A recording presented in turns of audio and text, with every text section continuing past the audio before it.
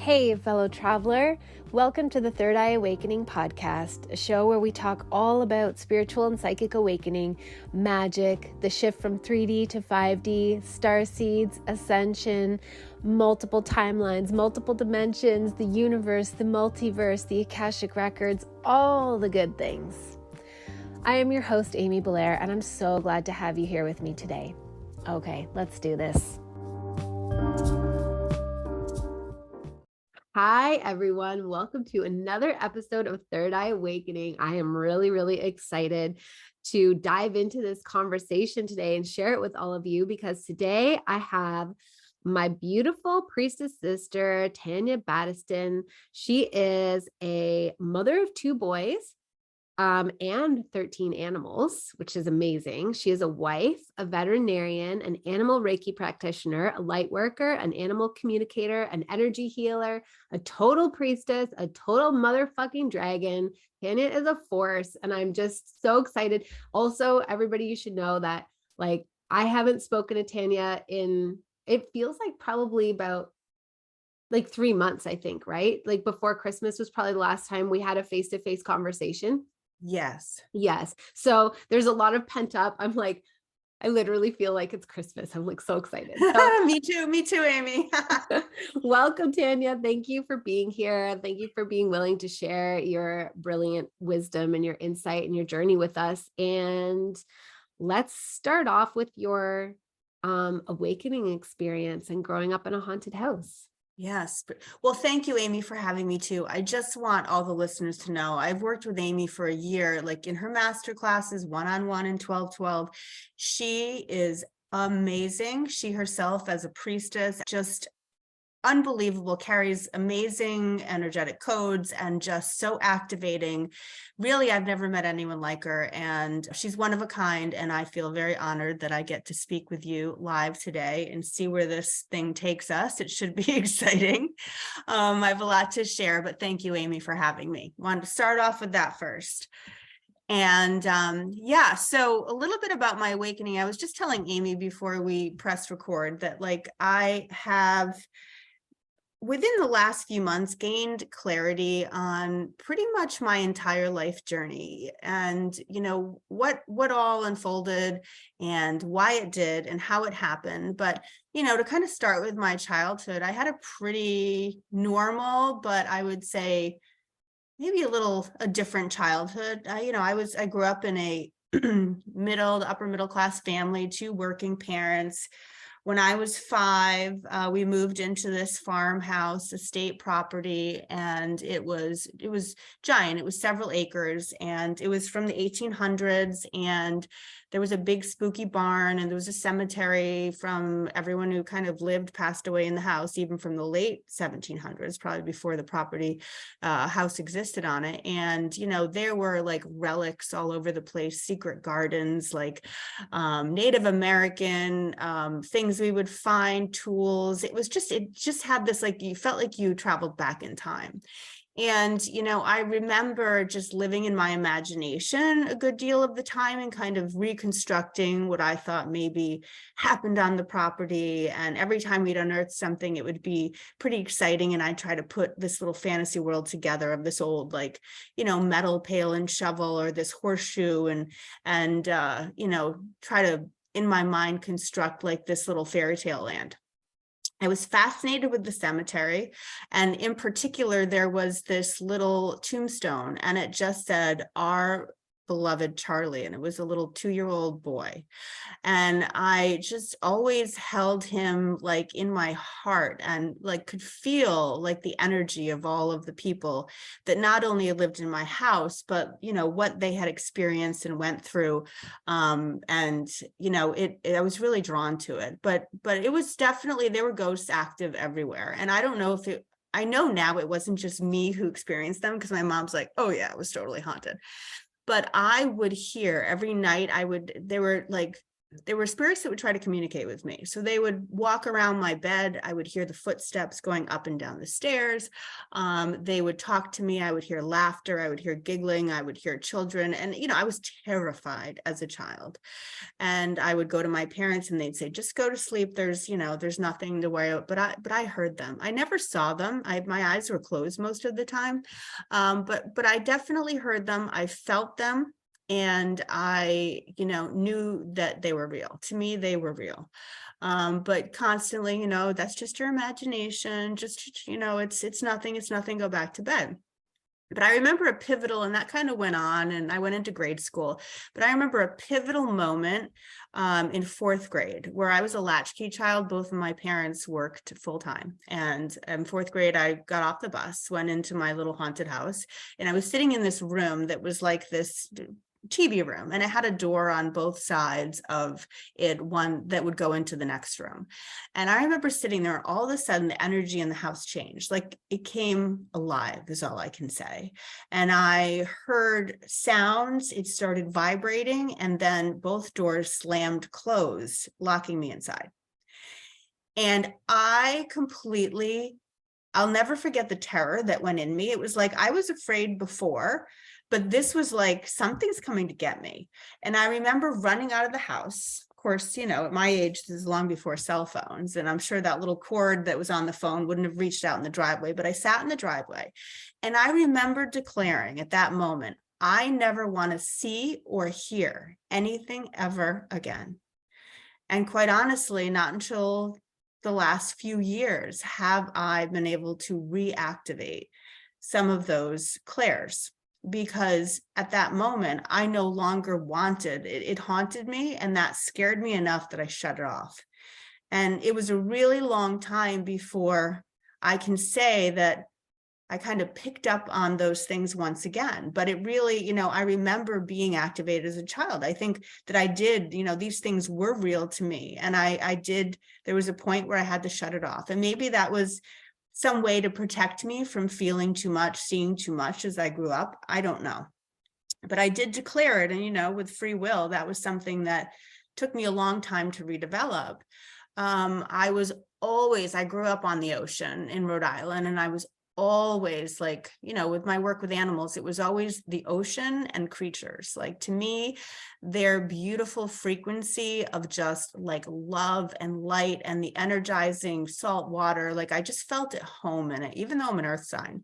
I was just always at home in the water. So my whole life, I would just spend time alone, like as a child, like on the seashores, collecting different sea life. And like, I didn't have a fear of the ocean. I still don't. Like, I respect it, but I don't have a fear of it. So I'm the one who goes like way out beyond where the lifeguards would let you to go. And I just like, I feel like I'm not going to be harmed. Like these creatures are all like, we're all one. Like, I feel like this strange unity consciousness with the creatures of the ocean. And just like I don't know, it always felt like home. And so I would spend a lot of time on the water and in the water. Like, I'd go way out when I was 8 on a kickboard and like dive for sand dollars and with a snorkel and a mask and look underwater and just watch all the fish and whatever else, the eels and stuff go by. I'd find octopus, and, I literally, my scientific mind started developing, because then I was, well, what are you going to do with all this ocean love and knowledge, Tanya? And so I went on the track of becoming, because I had to become. My mother was kind of you need to be all the things that like I never got to be, and not going to college and so forth, because her family couldn't afford it. And, she always pushed me, you have to be the best at everything. There's, anything short of that is just not acceptable. And you are going to own it, and you need to find a path with something that you love, and you need to do it. So that was me, like, going into high school. Up and through high school, I was going to be a marine biologist. Like, that was all I talked about, all I ever wanted to do. And like my senior year in high school, I remember, there was this environmental protection agency in Narragansett, Rhode Island. And my school allowed us to spend like the year volunteering with like in a profession that we would like to potentially go into. So I was like, oh, I'm stoked. I get to, spend time with like the Jacques Cousteaus of marine biology. And lo and behold, there's a bunch of like scientists in these little dark labs working with dead fish, like dead fish tissues, and that whole year I was just like, I can't deal with things that are dead. I need to deal with things that are alive. And so I was like, well, maybe this won't be the path, right? Like, I don't know, maybe I'm going to change marine biology. And what I'm going to do is just going to I'm going to be out in the ocean collecting the samples. And then, so I was still like, okay, well, even though I had a little skepticism, I'm going to apply to marine biology programs all around. And I got into several and elected to stay in my home state. And because, well, Rhode Island is the ocean state. So of course they had an amazing marine biology program. And so I got into it, accepted. And, this is one of the big turning points in my life, Amy, that we've talked about that has stuck with me forever, because this is the moment that my timeline changed, the trajectory of my life changed. So, should I talk about that now? Yeah, go for it. So I was in freshman orientation at the University of Rhode Island, and that was before computers, these high-tech computers. So I had all the little meetings where we'd say, okay, you're going to be in biology, marine biology, here are your classes, you're going to take this and take that. And then we had to, the whole day was selecting those classes. And then at the end of the day, it was this long line where we had to go in, and they would enter them into their little archaic, dinosaur computers, and that would be official. So I'm in the line and I've got my schedule, and there were faculty members scattered about to hold everyone in this line, because it was 90 in the middle of summer and everyone's sweating. And, I didn't have anyone I knew in my line. So I was just kind of standing there. So one of the faculty members kind of made eye contact with me. And mind you, at that time, I was very, very shy, very shy. And anyone that was a faculty member to me, or someone a doctorate, an academic, I had so much respect for them. So this gentleman, he was this large, 6'3", large present man named Mern Nippo. I'm going to put his name there because he changed my life. He, to me, was a little angel, or large angel, I guess, that was standing there. And he just looked at me and he said, hey there, little lady. He said, do you have any questions or anything I can help you with your schedule, before you go in? And then the first time anything ever left my lips that I ever said it to anyone, I turned to this stranger and I say, actually, I don't want to be a marine biologist. I want to be a veterinarian. And he said, well, you're in luck because I'm the head of the animal science department. Come with me. So I'm following this man going, shit. My parents are going to kill me. Oh my God, I can't believe that just came out. Where did it come from? I did, oh my gosh, it just flew out of my mouth. The guy's walking me across campus. I feel like I've done a million things wrong because, oh my goodness, my whole life, I'm not prepared. It just came out. And then he just sat in his office with me, changed my entire schedule. And then everything from there forward just made sense. But if that man didn't ask me, I don't know, but he was placed there. I know he was. Yeah. It was wake up, Tanya, you need to be working with animals so that someday you can and do all the things that you do now. So that activation and that timeline shift was pretty powerful. And I think, that is what kind of set me on the path, even though I had a lot of years between then and now, on really getting into this timeline and getting to kind of do something that is in harmony and resonance with my soul purpose. And so, yeah, that was pretty cool. And I owe a lot to that moment. And I did go home and my mother was like, what? Do you know how much school that is? And I was just sitting there whistling Dixie, oh my God, shitting my pants. What did I do? But no, it just felt right. It just felt right. So yeah, that's kind of it in a nutshell up until that point. And then, there's many years between then and now, but yeah, I love the synchronicity of that story and that experience, because it's not like first of all, he was a random stranger, but it's not like, you know, some rando guidance counselor or like person that was just assigned to like a TA, or just somebody that had like a low level, like no real investment in anybody, but they were being paid to be there just to help orient new students. It's not like right. that, where they were like, oh, okay, who should I connect you with then? You know, it was Yeah. like literally the head of the veterinary faculty, correct? That's what you Oh, said? absolutely. Yeah, He was yeah, the guy. What and you was didn't he even doing there? know, Yeah, what right? was And you he didn't even know doing he there? wanted to be a veterinarian. I know. I guess, he just whatever it was, and then blah, out it came, and that was the end. That was it. And But now I you was work with just living animals, and most of I them are land animals most too. of them are land, although I am still at home and at peace in the Yeah, ocean.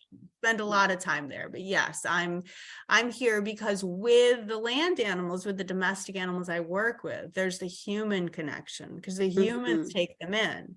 So therein comes the activation and the opportunity to be able to reach animals through their human and reach the human through their animals. And that's a right. lot of what I do now. It's a lot of what I do now. Well, Um, let's talk about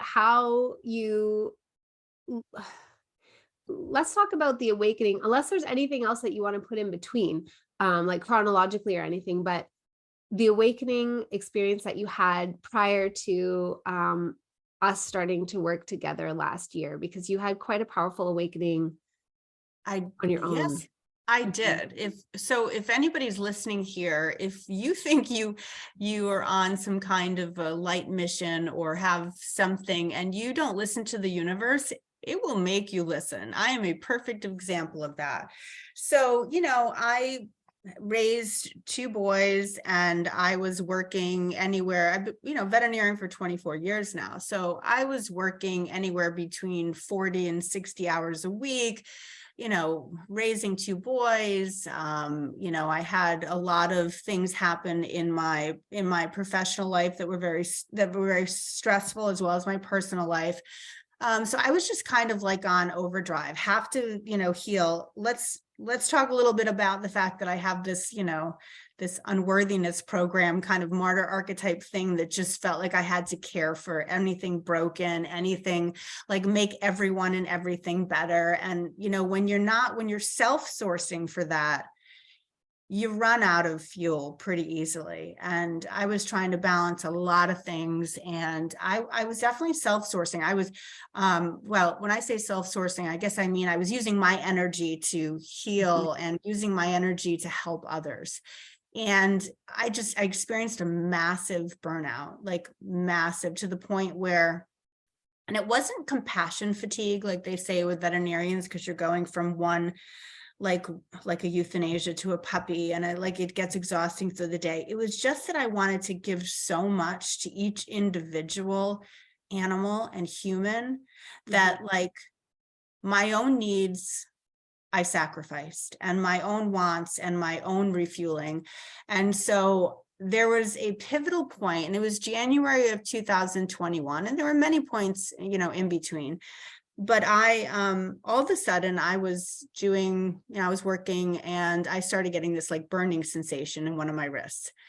And it, over the course of a week, like really, and I hadn't had any trauma to my wrists, and my left, I'm right-handed, so it was weird that it was my left. So it got to the point where over the course of a week that I could barely move the hand, and it was like horribly painful. So I got in with an orthopedic surgeon, a hand surgeon, and he looked at me and he's like, oh, I think you have a cyst in here. So MRI, sure enough, I was growing a ganglion cyst, which isn't that uncommon, I guess, but it was wrapping around my artery and my nerve. And so I had to go to surgery pretty quickly and have that cyst removed. And so I was like, okay, well, and it was extensive recovery, because when you do what I do, you're really using there's a lot of dexterity you need to have, and you're using just a ton of movement. And so I went back early. I remember there was a client who wanted me to do a surgery on their animal. And I was like, I'm going to do it. I'm going to do it. They were moving and they're like, we want you to do it. So I went back probably 2.5 weeks after surgery, and it wasn't very comfortable. But within a week of going back, I had this freak accident, and not even at work. It was when I was home. I looked down and my middle finger was just dangling on my left hand. And I was like, oh my gosh, I couldn't move it. So I go, and then my right wrist started burning.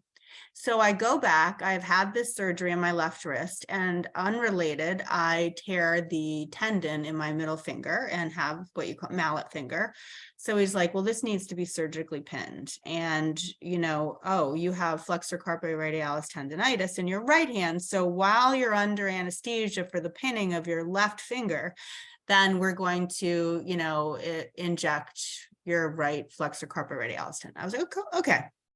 So I have the finger pinned, and I have the right wrist injected, and it feels better. And it's that tendon.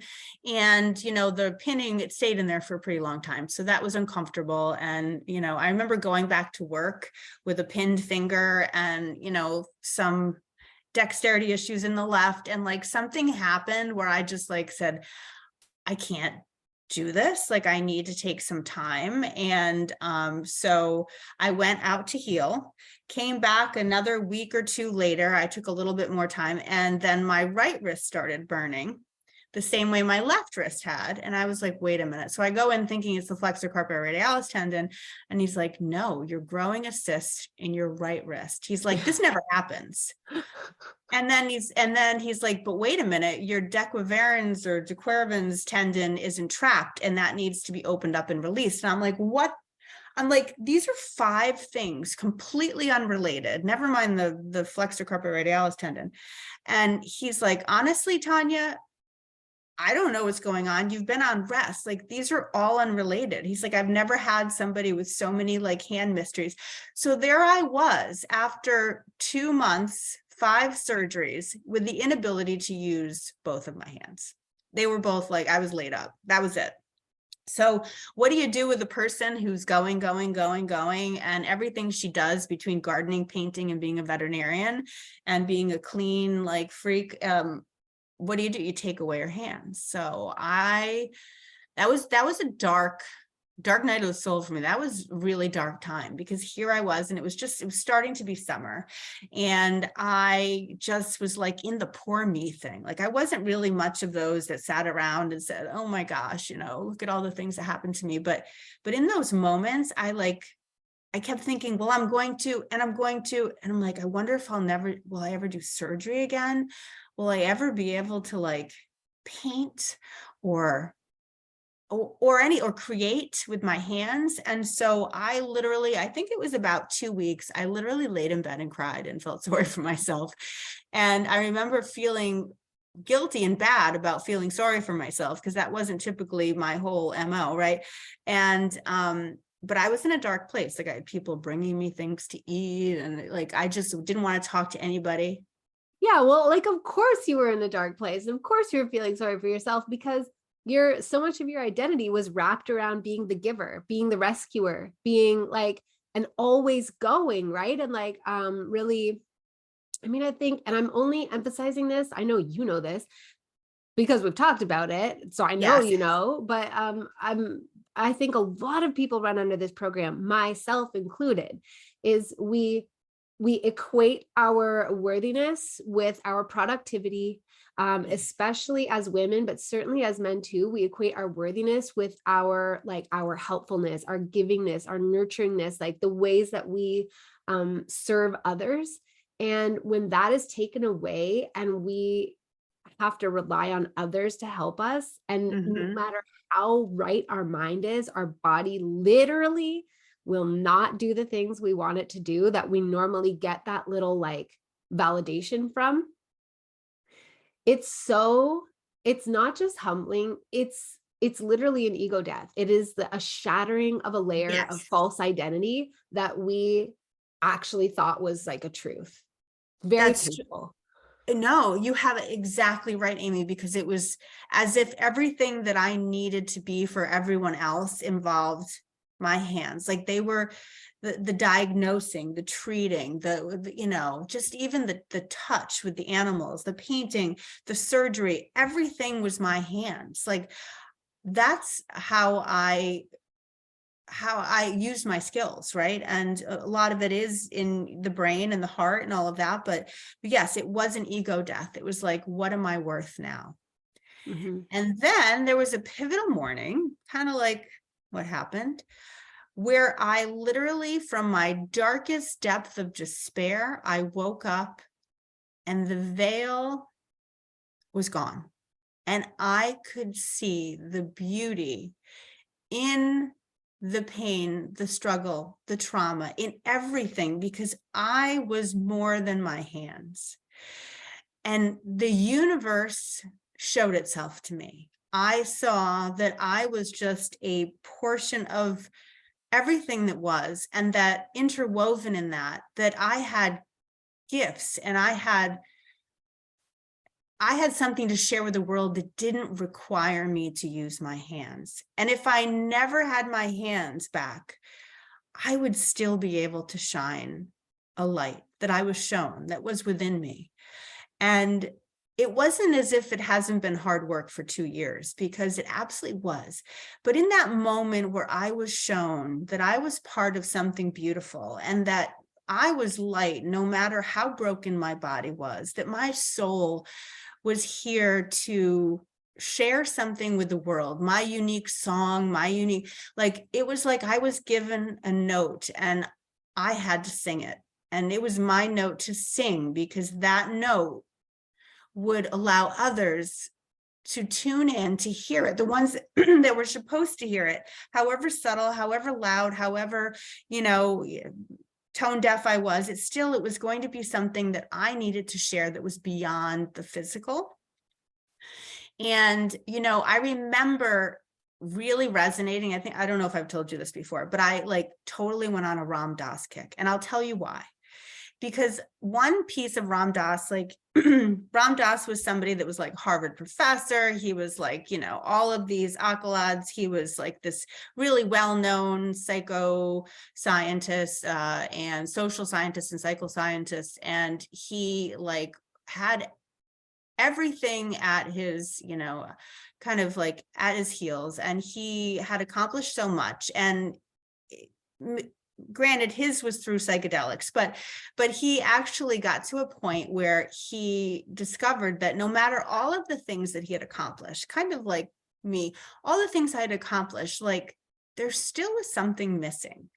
And when he actually shed his ego and gave away all the things he was told he was supposed to be, and all the things he thought he had to be accepted and be worthy, and he looked within and he found serenity and beauty within nobodiness. It's like going, and he calls it going from somebodyness to nobodiness, and the beauty in just being one of all that is, and that identity resonates with your true soul purpose. And so I really worked on unfolding and detangling and, just transmuting all the things that I had thought I had to be, that just didn't resonate with me, with the one that was before I was who I am now, the one I came into this world incarnated as. I listened, I meditated,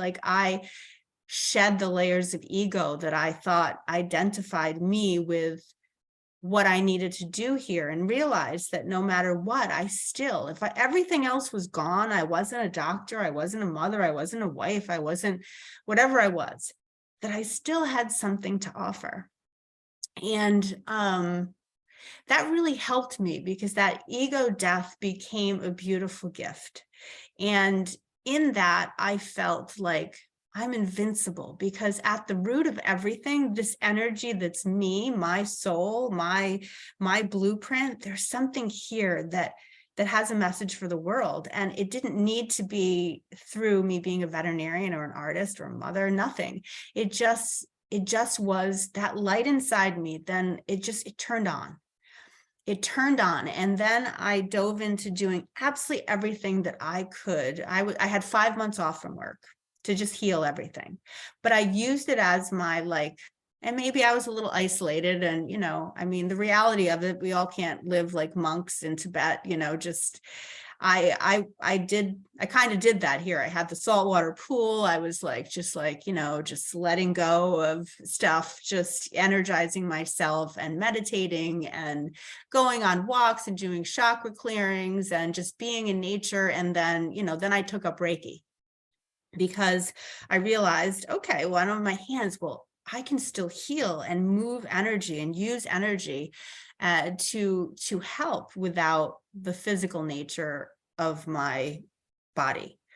And, you know, that is something that I dove into and really it resonated with me. My sister's a Reiki master. And so, I mean, intuition and the clairs and you know, energy work is not new to my family. It's kind of like pervasive through everyone, whether they're aware of it or not, or fully utilizing it.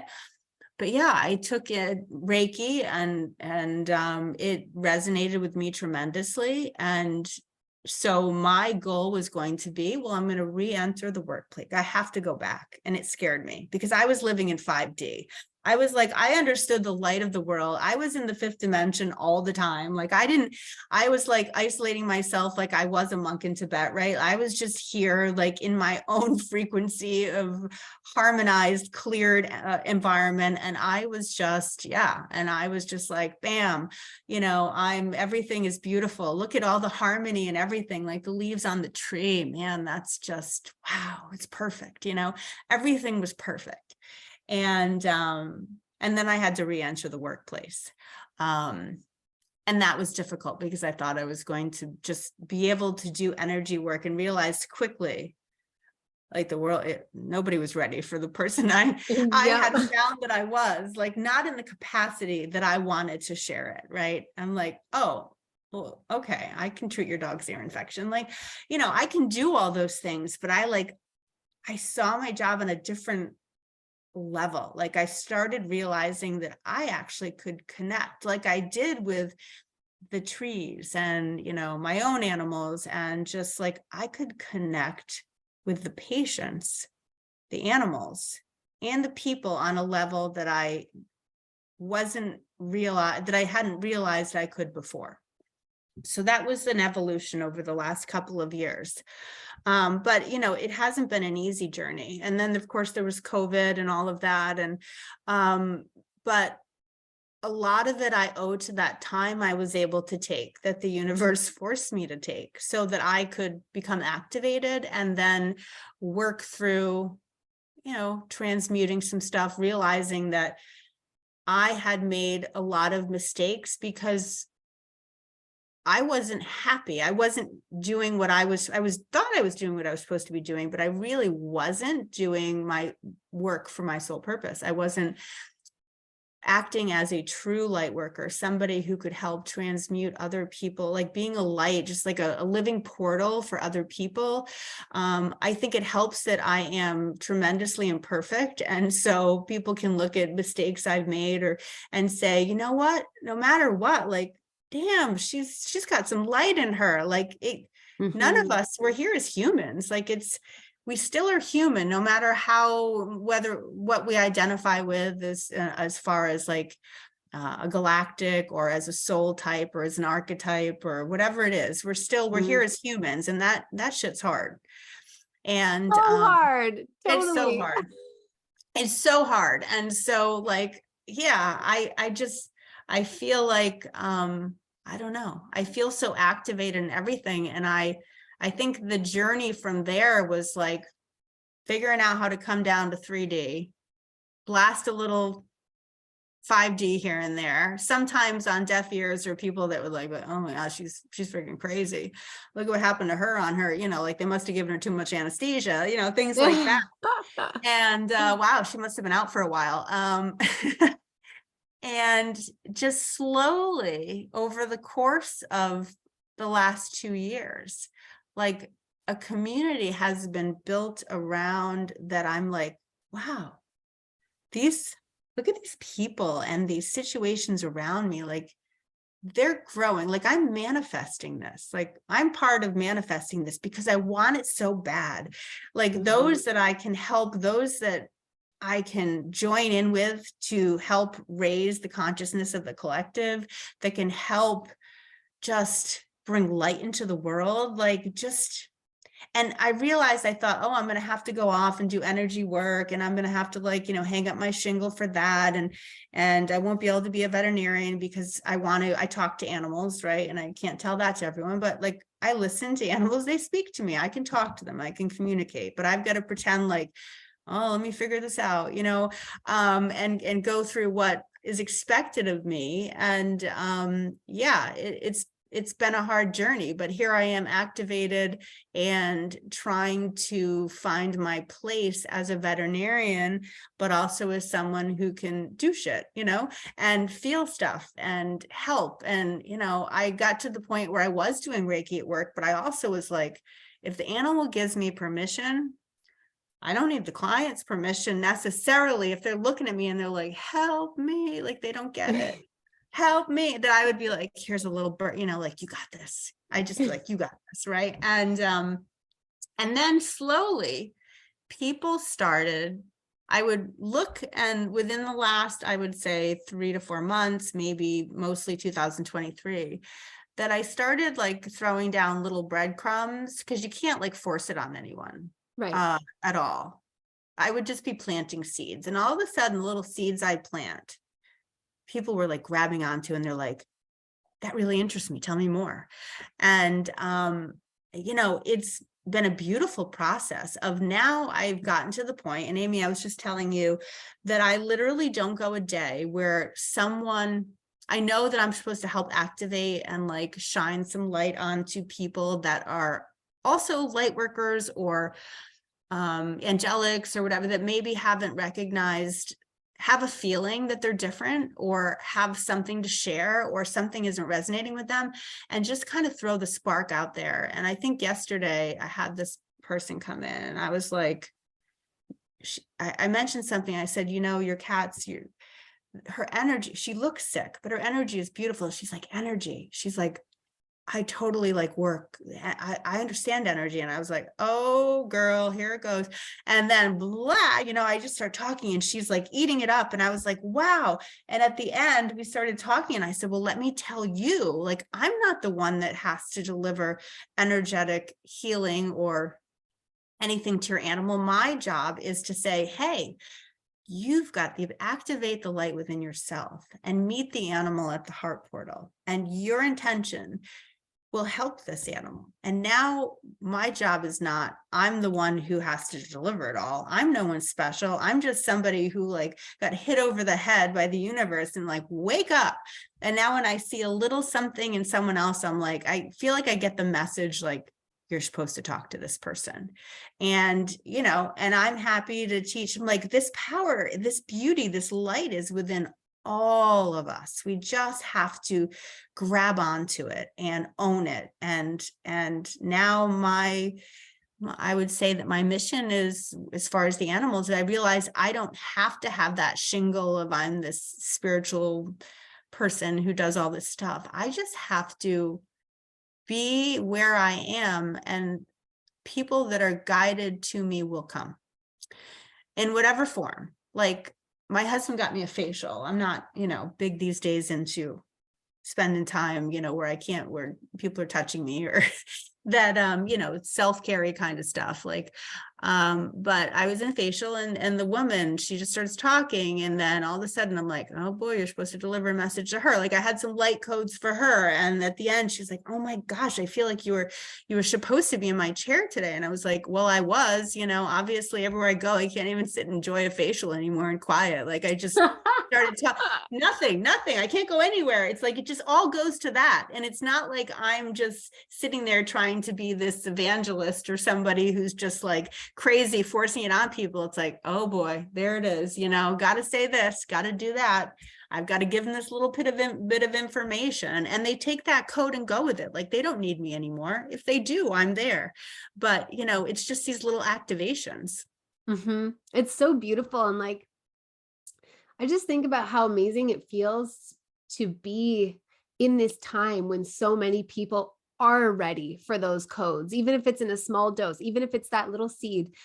Because, well, I remember waking up and feeling like nobody was ready for it. And then I was like, am I crazy? Is this even real? Like, am I just fucking nuts? Like, with a totally like out of control imagination. So it's such a beautiful time that we're in now, where people are ready for it. But I love what you said, that this light it's in all of us. It's available through all of us. And like, we are special, and we are not more special than anyone else all at the same time. Right. We're not more capable of it. It's just like, you had your moment where the universe was like, we're going to take away the things that are holding you in illusion, and you're just going to go through a rough patch, and then you're going to see the truth and the beauty, and it's all going to be different. And I feel like, God, I feel like hundreds of thousands of people are going to go through this for the first time this year. In this month, in March, is going to be like the first, like, a pow.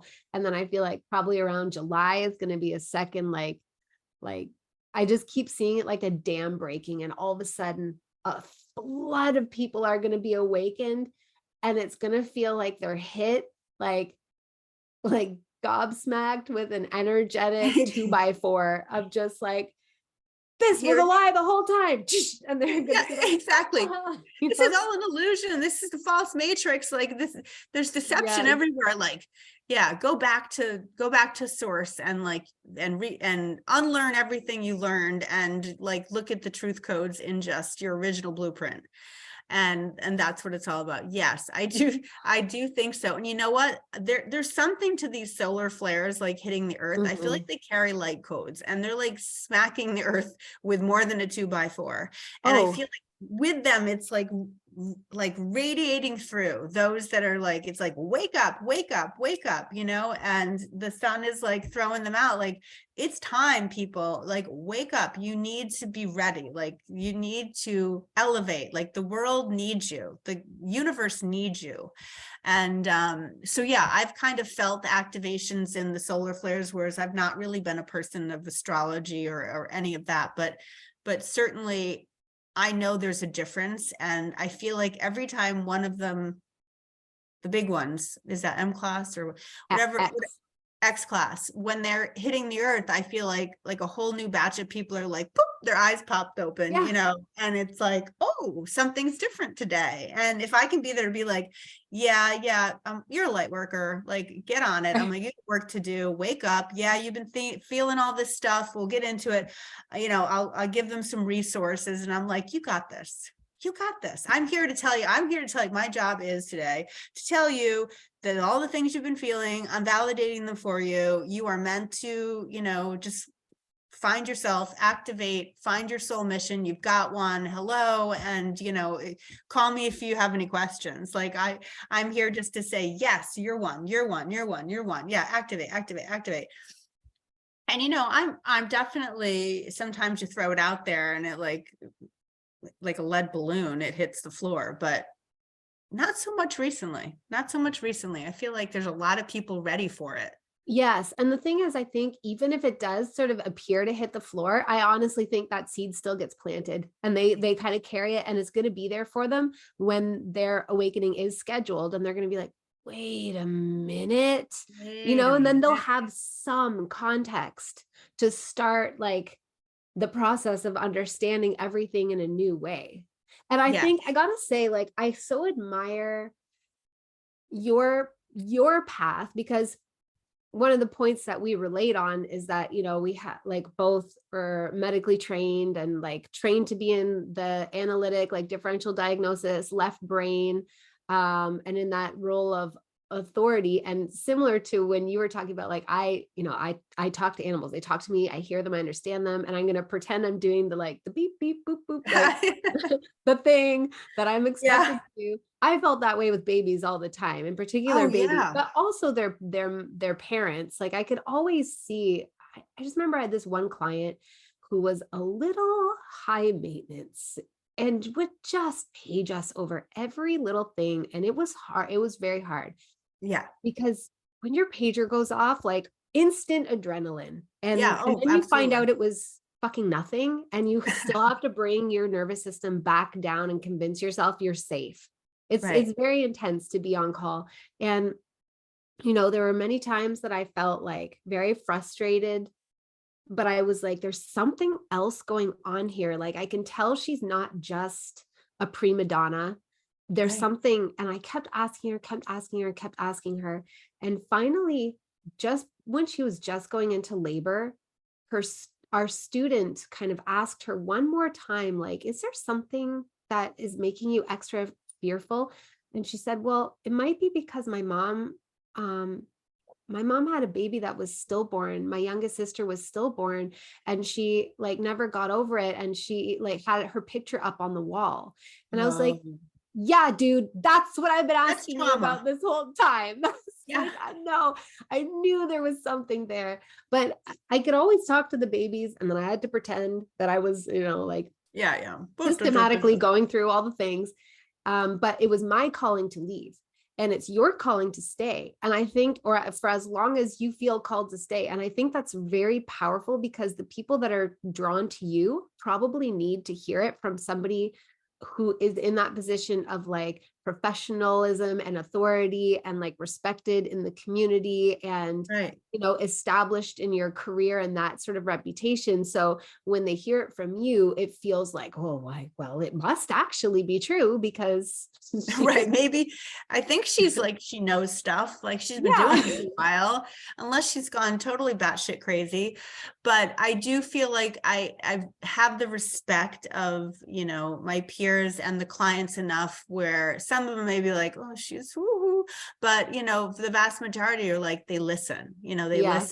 listen. And I'm not trying to impose it at all, but it's like, I feel like but I also feel sometimes it's awkward because I'll be in a room and I'm there under the, well, they're there to see me as a veterinarian, as a medical person. And Mm. I am very capable as a veterinarian. And, at the same time, I may notice, like, what people don't realize are animals are like little fragments of, like, beautiful source, God source consciousness. Like, their whole thing is, like, they just carry unconditional love. Like, they all work through their heart portal. Like, we all should. We should take lessons from animals, because honestly, they not only live in the now, Mm. like we all should, without, future, past, like that.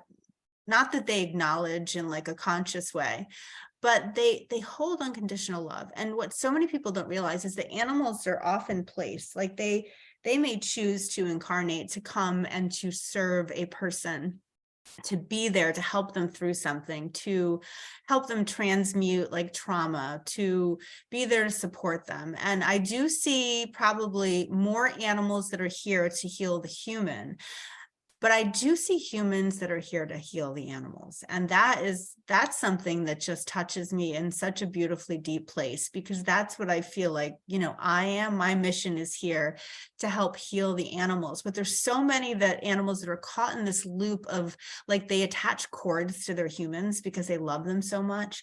And so if, like, someone's going through a painful divorce or an illness, or they just have terrible anxiety or depression, the animals siphon it off of them, and they don't always have the ability to transmute it. So it can be bogged up in and I'll see it bogged up in their chakra system and their energetic centers, when they're pulling it from their human, because they love them. That unconditional love is like, let me take this from you. I can handle it. Right. And so part of what I do I just recently did kind of an energetic connection workshop And it was all about this beautiful thing and this relationship and how we can use that cord or that connection to help animals activate their own healing. But at the same time, sometimes you have to break the cord because the animal will choose to continue to try to take away your pain, try to take away your density, try to take away traumas, your sadness, your anxiety. And so when I'm doing energy work or tell people, kind of teach people how to do it on their own animal, it's always like, there's a time where you have to, like, the patient or the animal may end the session of what you're doing as far as like delivering your love as a healing energy into them so that it may serve their highest good. But then you also have to tell them, whether you say it telepathically, which is kind of how I work with animals, either say it or announce it or just feel it, that now this cord is separated because right now I'm going through things and it's not yours to take. Some animals choose to do it no matter what, and that's free will. But you do have to at a certain point, and I think they can be great teachers to us in how you can still maintain a beautiful heart even when you're sick, you're ill, you're ailing. But a lot of anxieties and things in animals they're absorbing it from their humans. Like I had a client who dog was obsessively licking itself and like OCD, and a whole bunch of things have been tried, and the dog was just not responding until she said, "Do you think you could, do some Reiki?" And so in the Reiki, I just have I'm like, this dog was here to take it from a human in the household. And sure enough, there was someone suffering very heavily from OCD. And I had to tell the mother, the owner, I was like, you just have to keep reminding the dog, this is not yours. She needs to work on, you're helping her, but the fact that you're now exhibiting these behaviors, like, you need healing too. And I'm going to give you that time and space to love you so that you can heal. And I know you want to help this other person in the house, but like, if you're sick, you're not going to be available to continue your healing and loving. And all we need you to be is a source of love in this house. Like, you don't need to be the one that takes all of the pain and the suffering away and the compulsive disorders and whatever, the anxiety. So there's a beautiful energetic connection. And that's kind of where I'm working from now. And I do recognize when people come in with their stuff and they're projecting it onto the animal, and the animal is willingly taking it. And I've been less and less inhibited by sharing that, just because a lot of people don't realize, and I don't want to offend them, but when I can see it clearly, just like, well, you do understand that, like, animals absorb, like they absorb. They're like, I wish they were more like smoky quartz, where they can take it in, the negative, and transmute it. And a lot of times they can, but if it's a lot of gunk and a lot of density, it does affect them in a negative way. I bet it's sort of proportionate or at least like related to the human's level of consciousness or unconsciousness about their particular ailment. So if somebody is like, let's say somebody just has like tremendous depression, Yes. and the animal is absorbing as much as they can because they love their bonded humans so much. Right. If the person is unconscious about the, like, sort of the underlying causes of their depression, and so they can't really get themselves out of it. So even though the animal's constantly taking it off of them, they're still unconsciously engaging in behaviors that hold themselves in that pattern, particularly if they probably have an entity. I honestly think that people Entities, are yes. not meant to be. I just don't think depression is just a normal human state, a prolonged states of depression. Like, it's different than grief. It's different than an ego death or a dark night of the soul. Like, prolonged depression, I don't think is organic. I think Right. it's pretty much always linked to an entity, not necessarily an attachment, but something is influencing.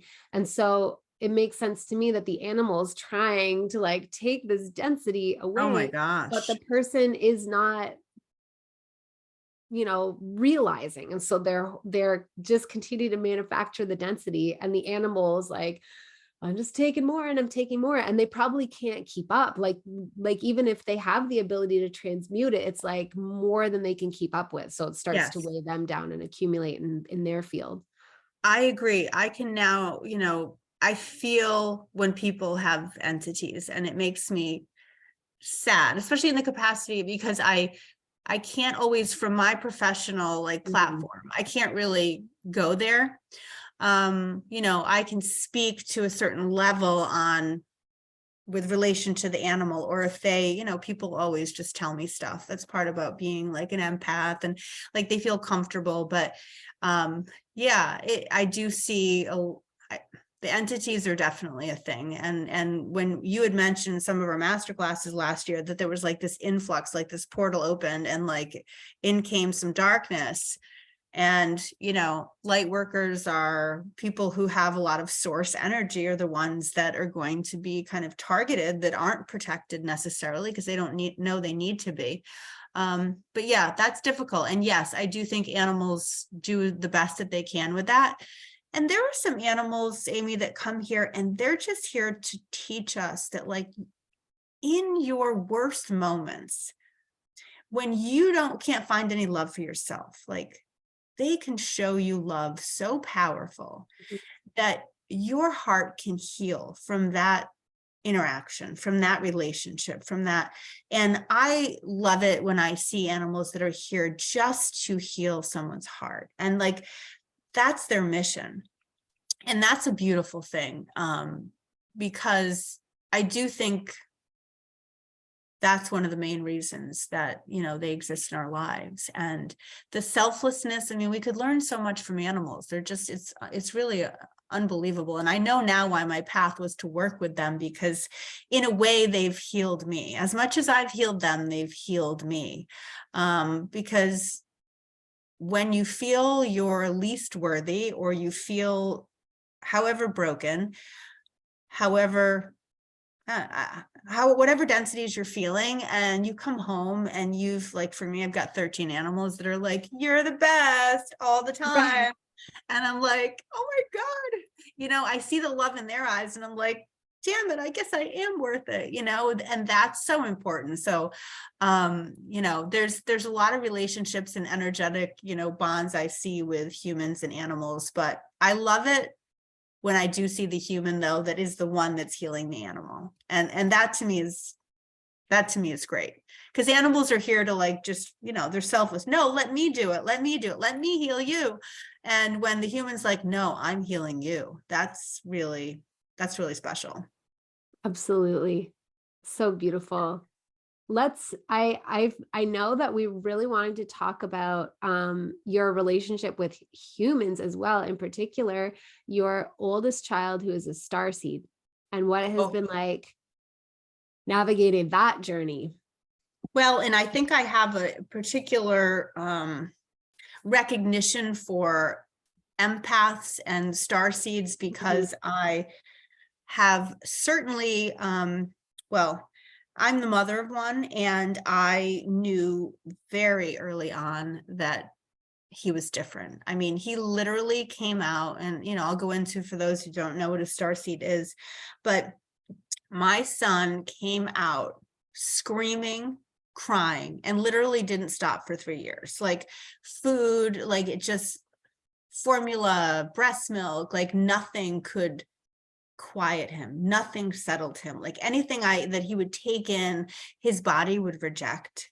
He was like failure to thrive by 2 to 3 years old, having major anxiety by 4 to 5. Like, he came out, it's like he was like, F this, like, this isn't home to me. Like, a starseed being someone who is a galactic, or from another place or another dimension, where, like, that isn't 3D. 3D is heavy and dense, and it's really hard.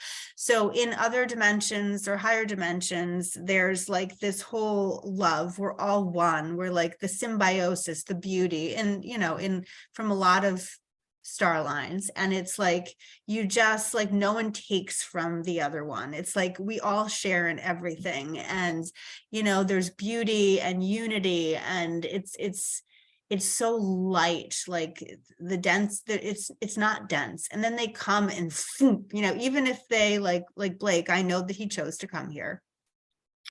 And he doesn't remember that, though. Starseeds don't. That's the thing, is that they say, I'm going to go help the consciousness of the planet. I'm going to go volunteer, like Dolores Cannon said, like the 3 waves of volunteers. Like, they're like, oh, I'll do it. Earth needs help. Let me go down there. So he came into this world, and then in the human incarnation and the density, his body just rejected this place. Like, he was on antidepressants, he was on anti-anxiety medications, he had separation anxiety, he just was failure to thrive, he cried all the time, he was unhappy. And despite anything I did as a nurturer, and, you know, it just, I remember him being a happy child at a certain point, but I always, because I was, what a shaman told me once, when I finally, like, no medical person could tell me what's wrong with my son.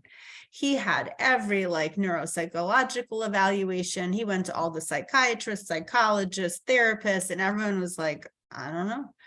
Put him on all these medications. Nothing worked for him. And yet he was suffering. So as he got older, as an empath, because a lot of them are empaths too. Like, I remember the shaman saying to me, that I finally went to, because I was out of options, that his aura was like Swiss cheese, like your aura, his auric field. And that meant that all the information from the collective, everything around him, all the density would come in, flood in, and that he would not be able to recognize that what he was feeling wasn't his. You know, and at the time that I learned that, she said, you know what? She goes, I bet medications don't work on him. And I said, no, they don't. And she said, because his issue is out here, like in the protection. His issue is not in the physical body, it's in the auric field. And he can't, like, everything's going to come through, everything. And he's going to feel all of it at once. Not only does he remember that he doesn't belong here, because as he got older, he'd say to me, I didn't choose to come here. I didn't ask to be here. You're not my real family. This is not where I belong. It's too hard. I need to go. You need to let me go, Mom. Like, a lot of suicidal ideology and that sort of thing. Just like, it wasn't like he was ever on the verge of leaving, like taking his own life, but he desperately wanted to go home, you know, and that was the thing. Like, this didn't feel like home. And so he was kind of like a fish out of water. He knew that, like, also too, as galactics, like, there's certain things, like even what I would identify as kind of Andromeda and indigo self, like, you know, that what you're being told at a certain level is not truth. Like, the things that they're telling you at school or at church, or, you know, like all the stuff they're feeding to you. It was like, between the food, the information, and the energy, like, to him, it was just like, none of it resonated with him. It's like poison. It's poison. He was being poisoned. And, you know, he could have been looked at, yes, he took to, you know, marijuana to kind of slow down the information. That kind of was the only thing that really worked later on. But as I came to understand through my awakening, I awakened to the fact that I was selected by him because I could hold the angelic mother frequency of nurturing and loving.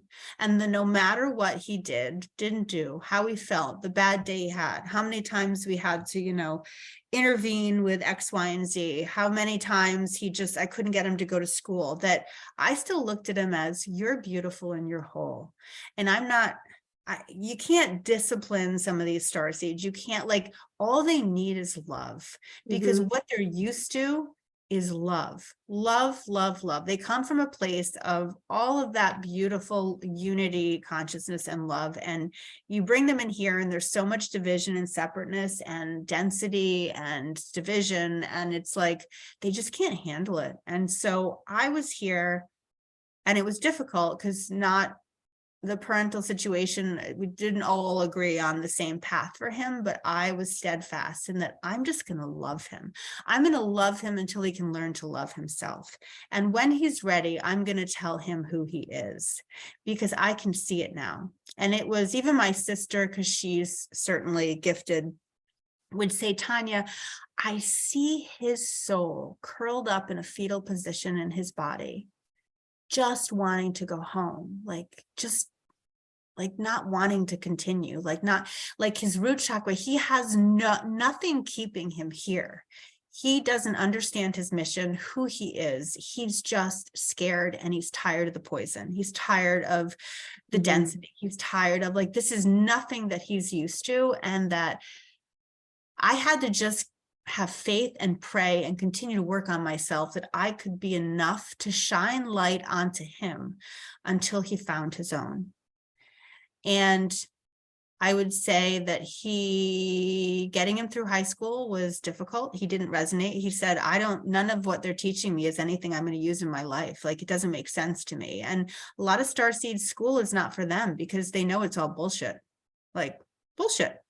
What they're teaching me, this isn't history. This isn't whatever. This is bullshit. I'm not going to use this. My mission, they have a deep sense of a mission, but at the same time, they don't necessarily know why they're rejecting everything that's coming into them in the form of silly classes that they make you take in school and that sort of thing. So once we got him and he graduated high school, a freedom came into him. And, we've worked together. He knows he's empathic. He can heal animals. He's very special. He, as he's a fisherman, and that's what he's moving out west so that he can be amidst nature, where he is what feels like home the most, and do something with nature and creatures and helping people through that. And slowly, after 18 years of really hell, wondering how I was going to get this child to see his own light, he's finally starting to see some of it. It's still hard. But the activation process, I'm finally, the universe, you shook me up. Now, give this kid a break, show him some light. And, I've had to be it long enough, and I have happily kept that as a mission and was dedicated to holding it for him. He's very comfortable when he's around me. And, when he falls asleep or takes a nap, I got the selenite and the sage and all that stuff. And I'm moving energy his way. And I know that's not free willy stuff, but when you're a mom, you're I know you need this shit, right? So, but at the same time, I feel they do, Starseeds, as a parent of a starseed, if you think there's something special, if you feel they just don't resonate with what they're being told or what's around them, it doesn't feel like a truth code, and it makes them feel like an outsider, that they're the ones that really get it. They're the ones that really get it. And it's the deprogramming I needed to do for him, and the getting back to just having him realize his own beauty and his own light, and that was something special. He wasn't like anybody else that he knew or he recognized. And that actually was beautiful. And, his unique gift to the world, I'm sure he'll figure that out. But I feel we're on the path. A year ago, I may not have had this same conversation, but yeah, there's something that happened. So it is tough raising a starseed, but if you hang in there and nourish them and love them, someday they will come into their own activation. And when that time comes, you're going to be so glad that you nourished every beautiful part of them, even when they couldn't see it. And you had trouble seeing it too, because it was so tough. The end result is, if you're a mother of a starseed, you were chosen to be one. You were chosen to be the mother of that starseed. These special souls don't come in for just anybody to handle.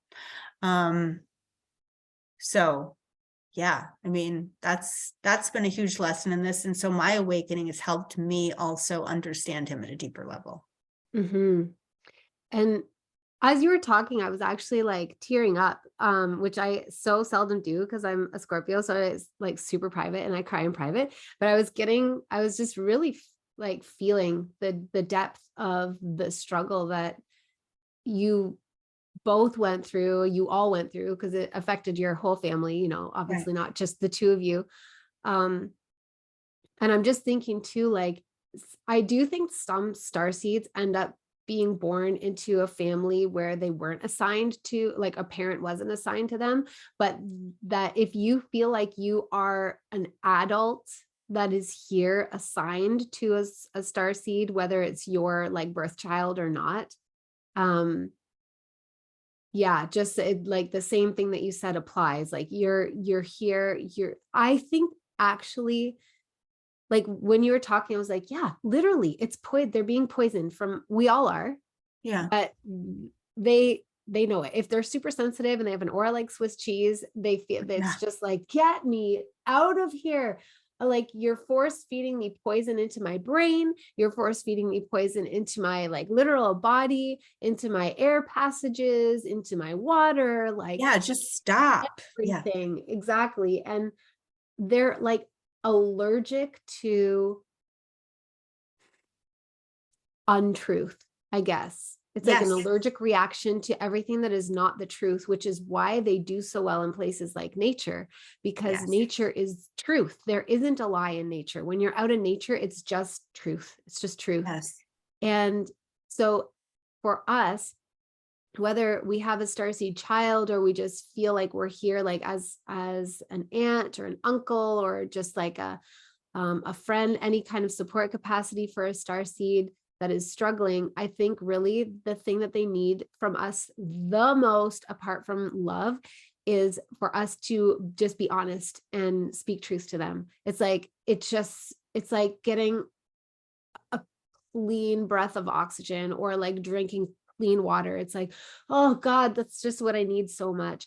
Because our sons are pretty much of an age, my oldest son, but luckily because I had started awakening just before he was conceived, then like he and I have been on this journey together. And Oh, he was like, I just knew that he was, I didn't even know what a starseed was at the time, but I knew, I don't know, I could just tell his frequency. I knew that even though I'm technically the mom in this life, I'm like, I'm pretty sure you're like my spirit guide. Like you're way older than me.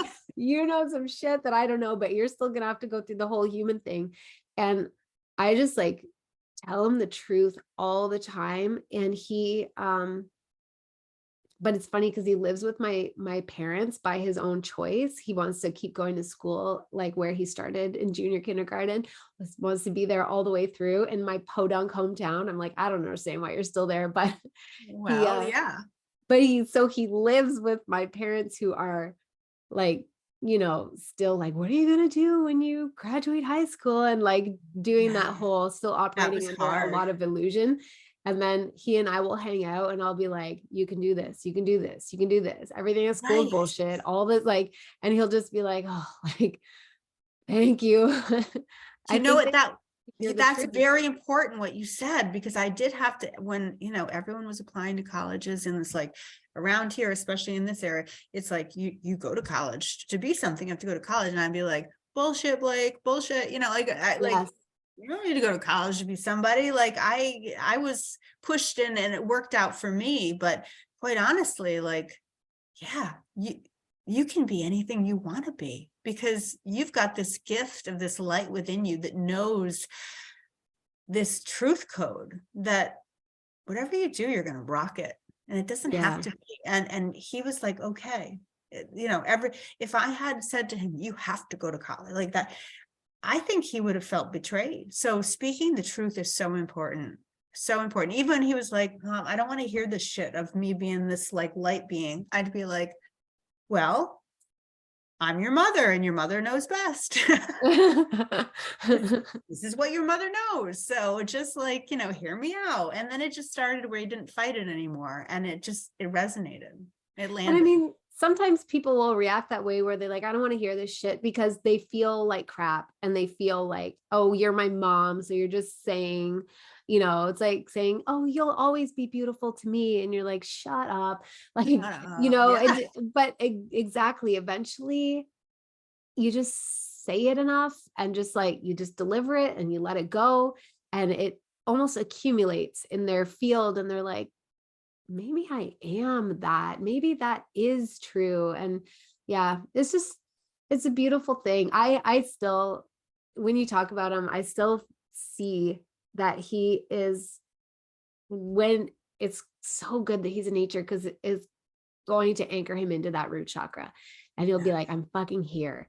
And then he's going to feel like so grounded and so in his power. And then I feel like he's going to guide people through like similarly intense journeys, almost like, let's say almost like a shaman's, like very earth-based, Yeah. but not necessarily a shaman, and almost like plant medicine ceremonies, but not necessarily with plant medicine. Maybe not, but it feels like people who come because they're like, oh, like I'm broken, just like I can't fucking do this anymore. And he's like, I got you. Come I on got you. to nature. We're gonna. Well, you know what? And healers heal out of their wounds. It's so true. Like if you don't experience a certain level of suffering, and I've told them that too, that some of the suffering you've experienced has given you a level of compassion that when you recognize it in another human being or another creature, you are going to go right to that and know what to do, know what they need to hear, know what they need to. So like that level of compassion, when you recognize something that was so painful to yourself, it's how you heal others. And I think the best healers are those that have had the toughest lives, the toughest experiences. If you don't know adversity, how would you even understand what someone's going through if they're in a lot of pain or torment or trauma? Like you have to experience it yourself. And I know that's the reason I've had a lot in my own life, is because what kind of perspective would I be delivering any of this from if I didn't myself experience a great deal of loss and pain and trauma? So, for those that feel like, they have a dark cloud over their head, well, maybe there's just this beautiful light that you need to shine on the world, and you had to be down in the depths of the darkness and feel the dark night of the soul yourself and lift yourself out of it so that you can be an inspiration to others. If we all looked at those things in ourselves as ways that like we could then someday be able to help mend one soul, one heart at a time, then, suffering is just part of everything. I mean, it's horrible and it's beautiful and it's perfect because it's all a means to growing and needing each other. Like we all need each other. If we just realize we were all like part of the same, and when one of us suffers, we all suffer. When one of us is happy, we all should be happy. Like there's just this unity consciousness that we're missing here, like in this on earth. And, if we can all do our part, we can make this world a better place. No doubt about it. Well, that's my job. That's your job. We get a lot out there. That's their job. Everyone. Yeah. Stand up, take your power and share it. And, just keep illuminating everyone in your path, everything in your path, because there's so many that just need to see a little bit of that light so they can say, hey, that resonates with me. I've got some of that light too. Totally. And it's so powerful because if you think about the amount of darkness that we are receiving all the time, or density or illusion, or however you want to see it, just those little bits of light is like sometimes the light that you share, even if it's just a smile and you think, oh, like I'm not doing anything, I'm not making any kind of contribution, I'm not in my soul purpose at all, and I feel like I'm broke and I'm like brokenhearted and angry and pissed off. But in that moment where you smile at somebody else and you offer that little piece of generosity, like you have no idea, you just flicked a little bit of light in somebody else's direction. And it's just, think about the effect of a candle or the effect of a star in the dark. Like it just it illuminates so much. So yeah, if we all flick our little light on, then Look it on, everyone. yeah. No, that's so beautiful, Amy. It's so true. It's so true. I love what you said there. That's just how I feel. You just, what you can do with a smile or just like a compliment, like a lot of, because I really try to do that. And so many people are like, thank you. And I'm like, it's just, and you realize that they're like, that did brighten something in them, and sometimes, I know there's plenty of days where a smile would have helped me. And so, yeah, it doesn't take much light to be contagious. It really is. It's contagious. Just like someone who's got a lot of, stuff in their field, and that negativity can be contagious. So can positivity. So can love. Look at animals. That's all I'm saying. They've got a lot to show us. And, I feel honored to be able to be someone who can stand back and understand the beauty in that and, help people realize their role in this planet and in our lives. So yeah, no, thanks, Nippo. You rock. Well, and thank you. You're doing a beautiful job in your soul purpose, Tanya.